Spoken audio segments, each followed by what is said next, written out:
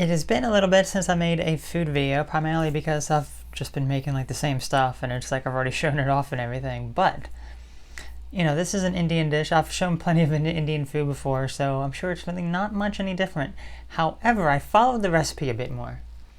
I decided, you know what, instead of like throwing a bunch of stuff together and calling it a curry and everything, why not I actually follow, you know, a bit closer to like a recipe here. So this is, that's the thing, whenever I've made a curry before, I've never actually said what the name of it is because there is no name. It's just like I just throw a bunch of stuff together, you know what I mean? So this one in particular, it is Palak Paneer. It's basically like a spinach and paneer cheese curry. So I did slightly alter the recipe a little bit. I did add a few other things, like I minced up onions and a little bit of green chili peppers and garlic. You know, that's like the staple. You need to have that as like a base. But also I did spinach here. The recipe did ask for like pureed spinach, and I was like, I'm not about to take out the blender and you know, all that sort of stuff. So I just like chopped it up very finely and cooked it. I added tomato as well. Normally I don't add tomato, but I added like an actual tomato. Chopped that all up as well, mashed it all up, so it was nice and soft as well. I did green bell pepper, which is also usually not an ingredient that is used. The others usually are. But paneer cheese as well.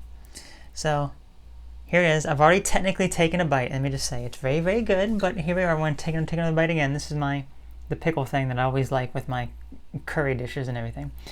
That's what I do. So let's take a bite of this. Let's get some of this. Again, the spinach. I guess you don't have to have necessarily pureed spinach. You know, you could have it like this. I've had it in restaurants before where it's been like that. Okay, so get our rice. Very, very nice. Look at that. I have seen it like a bit more like right now this is like almost like a dark green, almost like getting to be like almost like a brown color and everything. I have seen it like a much brighter green. Maybe that's if you use like pureed spinach, maybe like a lot more.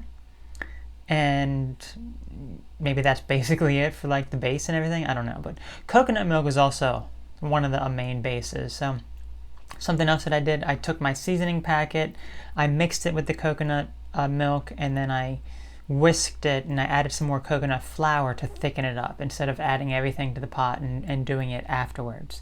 So I think it turned out very, very well. Let me take a bite. Let me just say, it is absolutely amazing. It really is.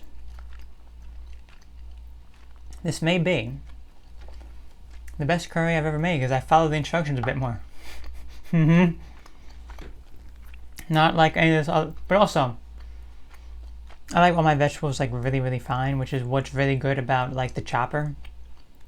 It's like, it's one of those like slap chop type things where you just, you know, bang on the top. You know, but yeah, very, very tasty. It really is. So I'm gonna go eat this now. So you all take care. Have a great one, and bye bye. It doesn't look really too appetizing. If you just kind of look at it like this, it's like just like a bunch of mush and everything. Most people probably wouldn't find it necessarily too appetizing, but it's very good. It's not necessarily about the appearance. Sometimes it is, but it's very, very good. So you take care. Bye bye.